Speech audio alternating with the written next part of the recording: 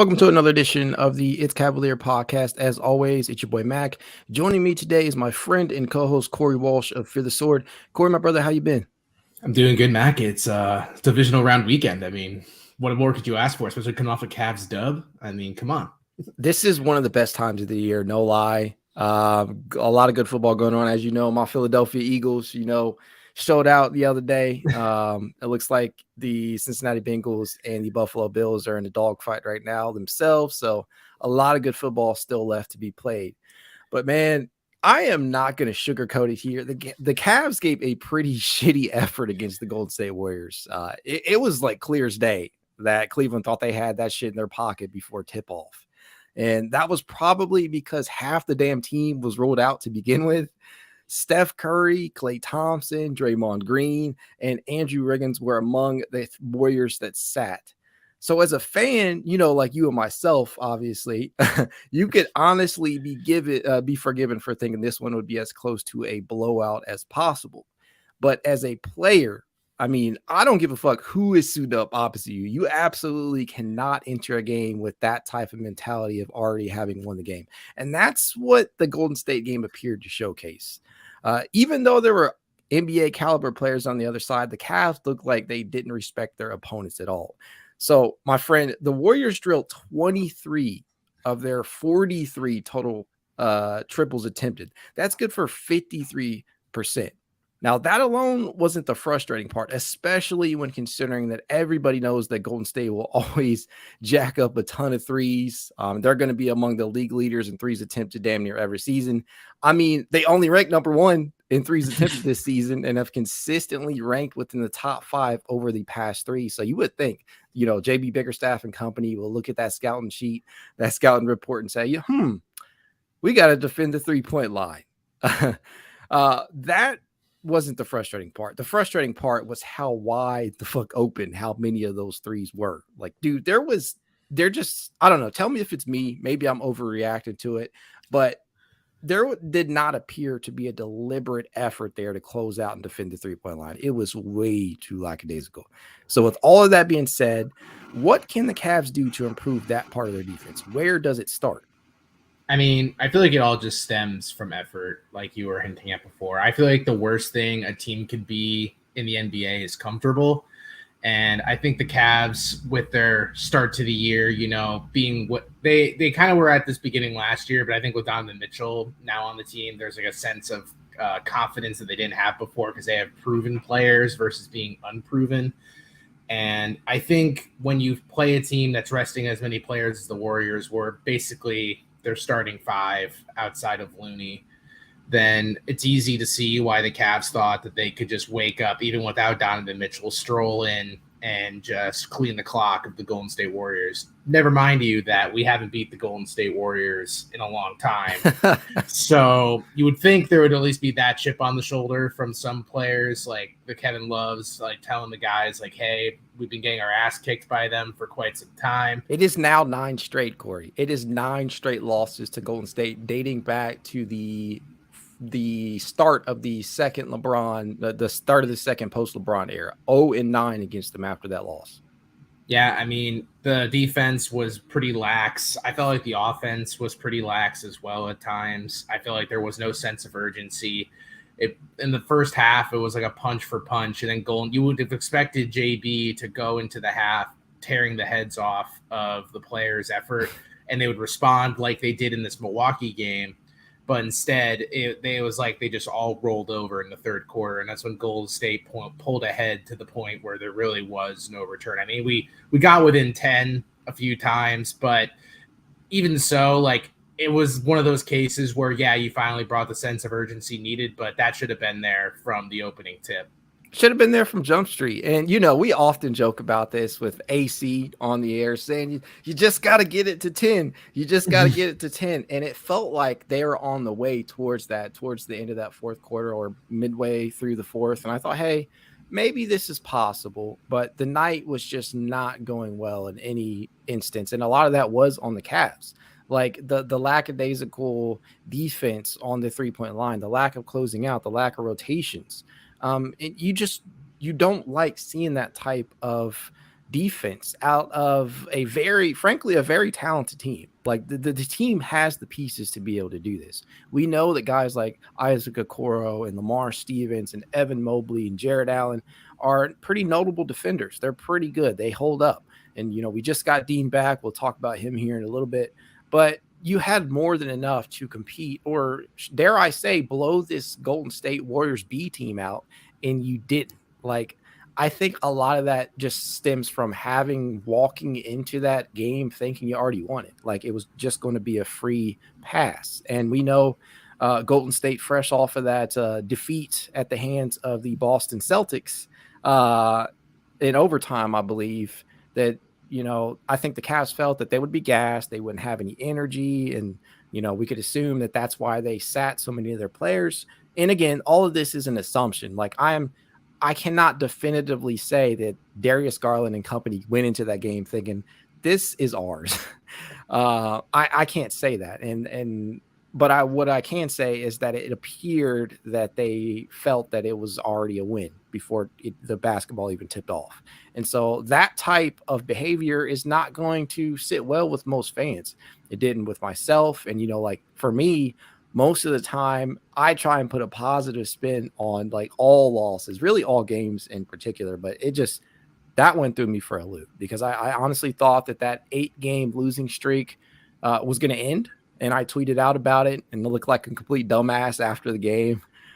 But who could have, seriously, dude, who could have foreseen that the Cavs would have let Golden State knock down 23 triples with their B team? Like, we're talking about literally, for Christ's sake, 8 of the 9 guys who suited up for them in that game knocked down a triple, with the lone exception being one Kevon Looney.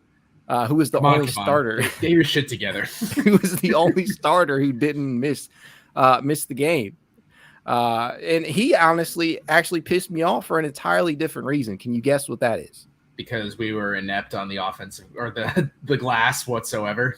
Absolutely. You hit the nail on the head. Looney pulled down 17 rebounds. That's more than it did. It felt like it should have been 20 plus. With the effort the Cavs are putting up. That is more than Evan Mobley and Jared Allen combined. And honestly, bro, like the Cavs actually ranked 21st in the league with 42.4 per game. So I wasn't all that surprised. But when this team was missing so many key players, how do you get out rebounded 45-35 when you have an Evan Mobley? That's just another case of effort. I feel like effort is like one of those, you can't really see it on the stat sheet, they say, but rebounds are such a good indicator of the overall effort. I mean, yes. When you have players who are smaller getting rebounds over the 2 tallest players on the court pretty much at all times, then there's obviously like some level of effort. There also is a case to be said, and it's been said multiple times on this podcast, that the Cavs desperately need some form of a backup big, because relying on Kevin Love to be the rebounding / defensive big off the bench is the biggest joke of all time. Defensively, he usually sends it in, and his rebounds he's a great rebounder, but if he's like considered to be the only person that's going to try to get boards in some lineups, that's very wishful thinking. I mean, it just comes down to this, man. Do you see a possible solution? Like at this point in time right now, short of acquiring a backup big and some type of transaction, whether that be off the buyout market or the trade market, do you see a possible in-house solution to this? Like, because I know that you're pointing to effort being the primary concern in regards to that game, but this is something that has become a recurring element. Is there something that we're missing here? Is there something that JB is not doing? I mean, no, it's like if we're trying to look in-house, your options to come off the bench would be to play Diakite more, like use some of his two-way games to get him some time. Robin Lopez, which we've seen the Robin Lopez experience, like he's fine in the sense that you won't worry about him just kind of ghosting himself on the court. But we've seen time and time again, like Rolo out there is more to like kind of pump up the guys than necessarily create production. I mean, we've had in the past players like Moses Brown come through, which was he was defensively was something else, but on the glass, he really brought something to the table. Dean Wade isn't going to be a rebounding guy now that he's back either. So I think I've said it last podcast, but I feel like all this effort about the Cavs trying to upgrade their wing is like, it's nice in theory, but literally wing is the most expensive position to acquire in the trade market and in free agency. So, and the Cavs are working with food stamps at this point to try to acquire some new players. So if there was anything we could do to acquire like a good veteran backup, like with a Robin Lopez plus second round sweetener, then that's something I feel like the Cavs should be looking at more towards the wings, because we have enough in mix and match combinations that could make up for that as a short-term solution and then look onwards to next offseason. But this backup big problem to me is turning into kind of the Achilles heel of this Cavs team. It definitely hurts. And I don't know if there is an in-house solution at this point, because you're totally relying upon Evan Mobley and Jared Allen to stay healthy during the duration of the season, to which we saw how that played out last year, which is why we ended up with Moses Brown to begin with. Mack's favorite player. I liked some of the things that he did. I felt like from a defensive standpoint, he probably would give you more than Robin does, but offensively speaking, just not there at all. Which is why, you have developmental guys like Diakite, you have Khalifa Diop overseas right now, guys that you're just kind of taking a chance on in the future. So that could be their play, and that could be the reason why they don't feel like shipping out assets, because they may plan on getting they may plan on getting Diop over after the season. Who knows? But I don't know if there's an in-house solution at this point. So the Cavs just got to step it up. I mean, that's the bottom line, I guess. If you're going to be natural though to have these dips. I mean, you and I, Mac, I feel like we're both level-headed guys. True. We don't follow the course of Cavs Twitter for the most part, where every game is either this team is going to the championship or God damn it, this team is atrocious and we need to get rid of everyone on the staff and everyone not named Darius Garland, Donovan Mitchell, and Evan Mobley, even though sometimes Evan Mobley's name gets thrown around for some unknown reason. And no matter what happens, no one's going to look back and be like, one of those 82 games during the regular season that Warriors won in the middle of fucking January really showed that this Cavs team is not it. They're not going to do anything. You see that so frequently, though. After a very a blowout win by the Cavs, you see the praise being poured out about championship level. This is what it's going to take. This is how we're going to get there. This is the blueprint, shit like that. And then you see in a bad loss, or really any loss in particular, people are so quick to switch up on the Cavs. They're so quick to call them out, say that they don't deserve our support, say that they give up on us. Just like the vitriol that's thrown out there on Cavs Twitter or social media in general about this team, it's just ridiculous a lot of the time. And I'm not going to tell anybody how to fan, because everybody fans a little bit differently, frankly. But, there is a sense of level-headedness I feel like we should all strive to have, because this is a learning process for many of these Cavs. It's something that you have to be patient with. And I was interacting with somebody the other day, and I was like, dude, if you went through 3 to 4 plus seasons of putrid basketball to get to this point before you even sniff the play-in, the rest of the season is not going to kill you. You can be patient. Let this thing gel. Let these guys get healthy, because there have been a lot of guys miss a game here or there. We're nowhere without Donovan Mitchell right now, and other Cavaliers have missed portions of the season. So as the season wears on, I say all that to say, just give it some time. And so, that's a great segue into something a little bit more happier, something that's satisfying compared to that completely just despicable performance against the Warriors B team. And that is the Cavaliers game against the Milwaukee Bucks, who were shorthanded. And like I said, typically I put a positive spin on all these games, but this one was just a little bit more satisfying. And although the Bucks were without Giannis, although they were without Chris Middleton, this game was pretty special. And why was this game so special, you might ask? Well, ladies and gentlemen who may be living under a rock or didn't have enough time to watch this game, it's because Evan Mobley, yes, our young phenom, went buck cutting. He scored a career high 38 points on Milwaukee. with the most impressive part being that Mobley took 27 shots, which is a great thing because people want him to keep getting more and more attempts. He made 19 of them and only attempted a single free throw. That puts him in rare company with only Hakeem Olajuwon, Alex English, George Gervin, Kareem Abdul-Jabbar. Those are the only players in NBA history who have ever put up a stat line like that. So, Corey, is this type of performance sustainable? Is it something the Cavs should try and replicate by force feeding him more and more often instead of constantly relying upon Garland and Mitchell for their main offensive options?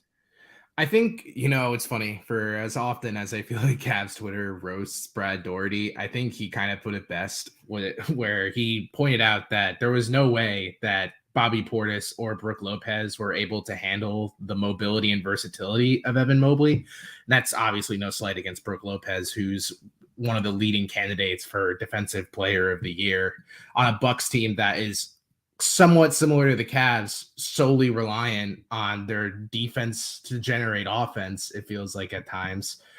And Evan Mobley made Brook Lopez look more like Robin Lopez last night because the way that he was going around. No slight to Robin, by the way, again. No, none at all. I love Rolo.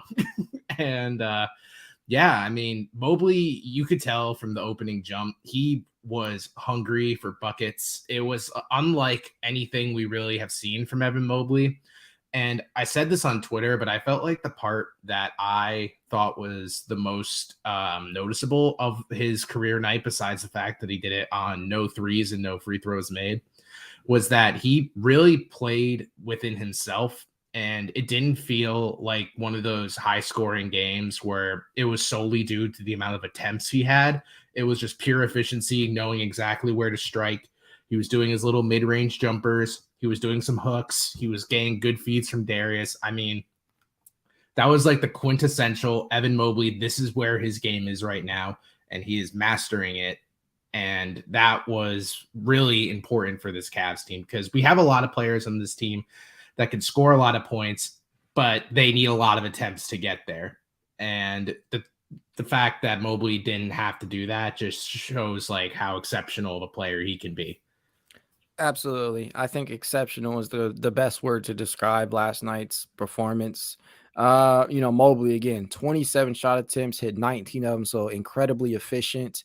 Did not make a single free throw because he only took one. So, I mean, that's what you love to see. A lot of the times when you see a guy score 35 or more, there is a solid number of free throw attempts that comes along with that. And there's nothing wrong with being able to do that because, in the past, we've clamored for guys being able to get to the line whenever they, whenever they head to the paint, which we've seen that a lot of times already this season with Donovan Mitchell, who is very adept at drawing fouls. Darius Garland appears to be getting a little bit better at that. There just is something special about a player, especially a front court player, a guy who you would think that would be getting beat up, like Giannis does, drawing a ton of free throws. There's something special about a player who is able to score that efficiently without knocking down any threes, without knocking down any free throws. That's just awesome. And it wasn't, obviously this was Mobley's night. There was no Giannis. And as you said, Bobby Portis and Brook Lopez, it was clear from the jump that neither of those two guys could handle Mobley defensively. So they just kept feeding him and they made it. It looks like they made an effort to. There was countless possessions in which there was a lot of rolls to the rim, a lot of Darius Garland and Evan Mobley action down there. Ricky Rubio, whenever he was in. Just a hell of an effort to get Mobley involved after they saw that he was hot. It wasn't just Mobley who was good on the night, though. Darius Garland finished with a double-double himself, 21 points, 10 assists, 9 of 16 from the field, and he only canned one triple. Just absolutely incredible performance from him, and he's been balling as of late, although the Cavs record doesn't make him seem like he's been playing too well. So for, this team moving forward, when Donovan does return to full strength, is there a case to be made that a player should be taking a step back to get Mobley more touches? I mean, I feel like the Mobley that we saw was a byproduct of Donovan Mitchell being out. because, more mouths were able to be fed when your star scorer is sitting the bench while he rests a groin injury that is taking like way longer to heal than anyone would have thought. But I think like the best case for Mobley to finish out the year would be he's like scoring like 20 a game. I'm not expecting like him to take this astronomical leap whatsoever. I think if anything, he could start to eclipse Jared Allen in touches if he hasn't already. But I feel like between the two of them, when the guards are back, that's like a night-to-night thing. They kind of just yo-yo back and forth on who's going to get more touches based on the matchup. I mean, obviously, Mobley is much more mobile of a player than most at his position, and that's why he was able to take advantage of the Bucks last night, because they have two more traditional bigs, in Bobby Portis being like a more traditional power forward and Brook Lopez being a more traditional center in build, not in play style whatsoever, because that dude is an absolute flamethrower from the 3-point line, as we all know from the first Bucks matchup where he carved us a new one.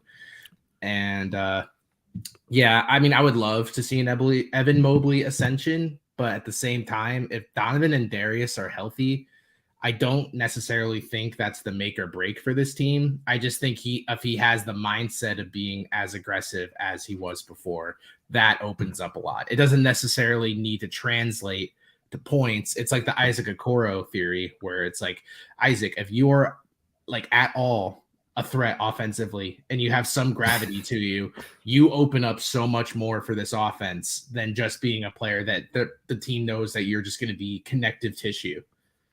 Yeah, I mean, that's completely fair to say. And that's kind of where I'm at too. Like, due to the current formation of this roster, due to the current pecking order, we know that this is not likely to be a common occurrence. Like 30 plus points, hell, 25 and above seems like kind of a stretch on a nightly basis for Evan Mobley, considering the offensive firepower that they do have at their disposal. When you got Mitchell averaging damn near 30, you got Darius averaging almost, well over 20 points a game, and you have Jared Allen, doing what he does. You're just not likely to see this be a common occurrence, to be frank, especially with Isaac Okoro playing a lot better offensively as of late. And, again, I got to say it because he just continues. And I've been saying this for the last few episodes, man. I continue to be very, very enthralled with this progression that Okoro has showcased. I know, like, a lot of people, if you're not a Cavaliers fan, 9 points on 3 of 5 from the field is not going to sound like anything All-star special. Yeah, it's like every time I post one of these stat lines by Okoro on Twitter, it's like, Okoro was a top 5 pick. That's not special. It's not something we should be happy about. And I'm like, fuck off. But, let my boy flourish. Exactly. But it's like, okay, the thing that you need to keep an eye on with Okoro is, one, the confidence. Look at just like it's not necessarily something that's tangible, but you can see it. You can see it when he's taking shot attempts. You can see it when he receives the ball. He is no longer looking timid. Even when in those occasions in which he'll get kicked the ball out on the perimeter, when he's still trying to pump fake his defender into oblivion to drive past him, that's happening less and less frequently. And we know, like, the book on Isaac Okoro right now, if you're a defender, is, hey, this guy can't shoot worth a lick, so why don't we just go ahead and not pay too much attention to him, let him have his wide open shot, and we'll be a better position for a rebound. That's not necessarily the case anymore. As he only took 2 attempts last night, which is kind of the norm for him moving forward, but he hit one of them, and that's becoming a consistent thing for him. I believe he is 26 of 56. It's either 26 of 56 or 26 of 54 in his last attempts. And I believe that's over a 22 game stretch now. So that's half the season for him. It's something that's he's becoming a reliable shooter. I'm not going to mince words anymore on that. So, as you like to say a lot of the time, man, if he can add anything offensively, it's kind of like icing on the cake. It's something, if you become a threat. You see what I did there? Oh yeah. Wordsmith. It's something that you can look to and say, hey, this is a very formidable 5, like starting 5. because not everybody is going to put up a ton of points. Somebody has to give somewhere, and Okoro is that guy, unfortunately for him. But I think he's comfortable in that. It does not put too much pressure on him to go out there and provide offensive production. Now, that's a different story if one of these guards is injured. But it's something to which you have to feel good about just moving forward. I don't know about you, but I totally am. Well, as the president of Isaac Okoro's fan club, I would expect no less for you. No, it's really funny though, because I was just thinking about it as you were talking about Isaac. If you I wish someone out there, maybe this will be something I do in the future, had a weekly power ranking of the Cavs starting five or Cavs wings, and where you would have them ranked. It would when the season started, obviously it was Jetty and then everyone else. And then Lamar started coming into the fold. Everyone's like, oh, Lamar has to be the 3. This makes the most sense. And now it's transitioning to the weirdest part where it's all right, so it's going to be Okoro, Karras, then Jetty, and then Lamar, and then 10,000 feet below the Earth's crust, Dylan Windler. Do you consider Dean Wade a wing? Well, that's a great point. I guess, as time has gone on and I just haven't seen him in so long, he hasn't been factored in. But I'll put Dean Wade right now as an NA because, it's been a while and I'm not judging that last game as all right, so Dean sucks. What's the deal? Got a nice block. Yeah, that was something. but yeah, it's super interesting to see the ebbs and flows of the 3 for the Cavs this year. It's really funny to look at 10,000 feet up. If you're not just hoping that one of these players is going to turn into the player of the future and you just enjoy the entertainment of this cast of characters all vying for one spot. It's pretty crazy that a team this good is still trying to figure out a key part of their starting 5. I think that's just going to be the case for the rest of the season, to be honest. It's probably going to be a revolving door. We had some content that we put out earlier a couple weeks ago about that, but I do think that it's going to be something that is not solved anytime soon. You're kind of riding the hot hand as they are with Isaac right now, and hopefully that continues to be the case. And even if Isaac doesn't lock down that position for the foreseeable future, hopefully he continues to do this enough to render himself an invaluable part of this team's rotation. Dean Wade, we just talked about him in his return to action. He only saw 10 minutes, only had a rebound, did have a nice block, like I pointed out, but he's not there yet. He's got to get his feet under him. And it's not like he's been out for a super long amount of time, but there's nothing like getting back into game shape, and he has to be able to do that. And unfortunately for him, as the season has weared on, he's kind of been the forgotten man in regards to the starting lineup, because there were a lot of people, and I think at some points, including you and myself, where we're Dean Wade should be starting. But that point has passed, at least at this point in time. I know when healthy what Dean can provide, and theoretically speaking, like we have often said about Dylan Windler, he's a great fit with this starting lineup. But unlike Dylan Windler, we've actually seen Dean put that on the court. We've actually seen him put that, that type of play in action, and it's something that I hope continues to be the case, but I just don't know, because this is a deep roster now. It's very different from when he first got injured. As you now know, Ricky Rubio is back, so there are fewer minutes to go around, and that's for everybody. I mean, when you look at the lineup that JB played last night, he went, let's see here, 11 deep. I think he played 11 last night, and Dean only got 10 minutes. So needs to check on JB. He's obviously mentally unwell. This is very off brand for him. Oh man. And we didn't even talk about this in the Golden State portion. people, as you saw it, JB has his fans and he has his naysayers, and I'm trying to be like optimistic in regards to him. I'm not going to lie. I'm not going to sit here and lie and say there aren't times when he completely pisses me off with his rotations, when his lack of urgency, when he still can't get timeouts right. I feel like in late game situations, he just does not get some things right. But I'm still a believer in JB. I think it's way too early to call it on him. But is there, after that Golden State game, was there a part of you that felt JB's not the guy?